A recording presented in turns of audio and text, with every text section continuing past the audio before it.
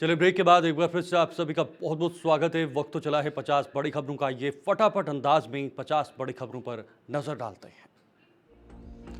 45 दिन में 28 लाख श्रद्धालुओं ने किए दर्शन। केदारनाथ धाम पहुंचने वालों का आंकड़ा 10 लाख पार हो चुका है। देहरादून प्रदेश में पहली कक्षा में दाखिले की उम्र में बदलाव। सरकार ने अभिभावकों और स्कूलों को बड़ी राहत दी है। देहरादून के बैंकों में जमा धन का उपयोग करने में पर्वतीय जिले पिछड़े। ऋण उठाने में उधम सिंह नगर सबसे आगे। सुल्तानपुर में 2 जगह बिजली गिरने से महिला समेत 2 लोगों की मौत। खेत में काम कर रहे थे। देहरादून में पंचायत चुनाव की तैयारियों में जुटा आयोग। 12 जिलों में प्रशिक्षण शुरू हो गया है। देहरादून में बेसमेंट में पार्किंग न कराने वाले संस्थानों पर होगी सख्त कार्रवाई। मुख्य सचिव ने दिए सख्त कार्रवाई के निर्देश। सीएम धामी ने मृतकों को दी श्रद्धांजलि। बोली यह हादसा देश का विश्व के लिए पीड़ादायक है।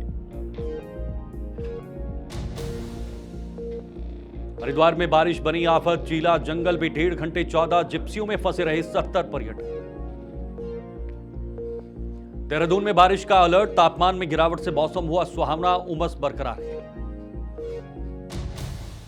हरिद्वार में काम में लापरवाही पर सीडीओ ने रोका 2 वीडियो का वेतन। यूसीसी पंजीकरण और प्रचार पर जोर दिया है।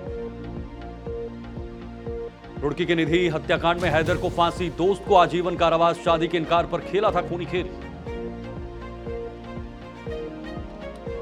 देहरादून में भारतीय सेना को मिले 419 युवा अधिकारी। बेस्ट परफॉर्मेंस के लिए किया गया सम्मानित। हरिद्वार में भूमि घोटाला। नगर आयुक्त पर उठे सवाल। बिना अनुमति नगर आयुक्त ने बदल दी थी मनसा देवी रोपवे टेंडर की शर्तें। नैनीताल में आय से अधिक संपत्ति मामले में कैबिनेट मंत्री जोशी ने मांगा जवाब। 23 जुलाई को मामले की अगली सुनवाई। नैनीताल हाईकोर्ट ने 18 साल बाद दहेज उत्पीड़न मामले में पति को इंसाफ दिया है। आरोपियों से बरी किया है। उत्तराखंड डिप्लोमा इंजीनियर्स महासंघ द्विवार्षिक महाधिवेशन। मुख्यमंत्री धामी ने द्विवार्षिक महाधिवेशन में प्रतिभाग किया है। केंद्रीय राज्य मंत्री ने हल्द्वानी में प्रेस कॉन्फ्रेंस की। केंद्र सरकार की 11 साल की उपलब्धियों से रूबरू किया है।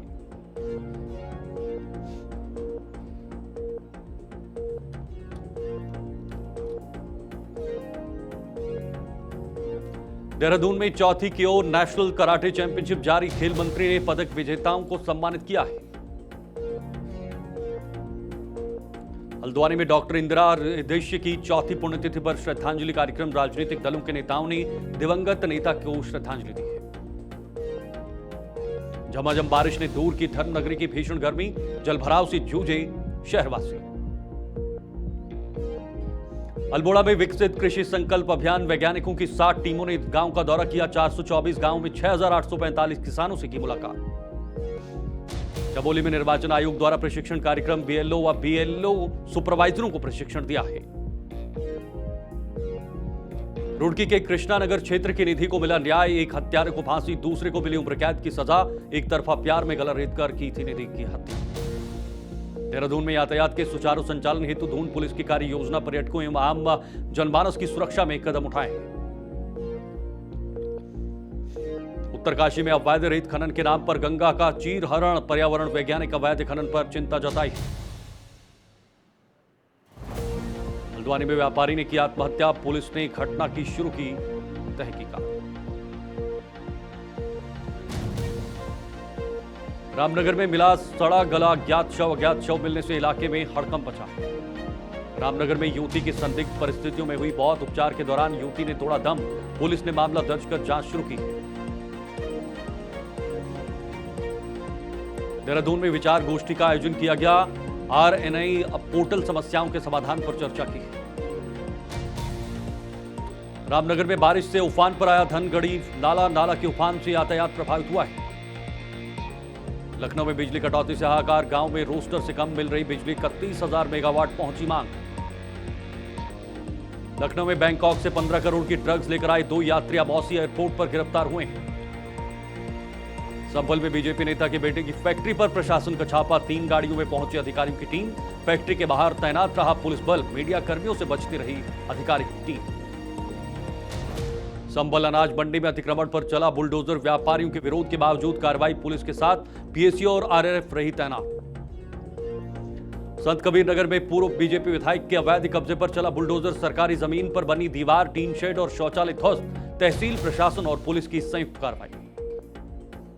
वाराणसी रेंज डीआईजी वैभव कृष्ण की चंदौली में समीक्षा बैठक, पशु और शराब तस्करों के खिलाफ बड़ी कार्रवाई के निर्देश। चंदौली में जीटीसी पुलिस ट्रेनिंग की तैयारियों पर चर्चा, पुलिस विभाग को अपराध नियंत्रण में सुधार का संदेश। मौलाना तौकीर रजा ने जेल भरो आंदोलन का ऐलान किया, मस्जिदों और मदरसों पर बढ़ रही साजिशों को बताया मुद्दा। बरेली में सेठ दामोदर पार्क से कलेक्ट्रेट तक पैदल मार्च। इटावा में महिला जन सुनवाई का आयोजन, 13 शिकायतें प्राप्त, अधिकतर महिला उत्पीड़न से जुड़ी, मौके पर एक शिकायत का समाधान हुआ है। अमरोहा के 1058 रिक्रूट्स लखनऊ के लिए रवाना, सीएम योगी देंगे पुलिस रिक्रूट्स को नियुक्ति पत्र। पुलिस लाइन से 24 बसों में रवाना हुए रिक्रूट्स, नियुक्ति पत्र पाकर पुलिस सेवा में शामिल होंगे युवा। सिद्धार्थनगर में 25,000 का इनामी गैंगस्टर गिरफ्तार, एसओजी और जोगिया पुलिस की संयुक्त कार्रवाई, गैंगस्टर एक्ट में वांछित अभियुक्त भेजा गया जेल।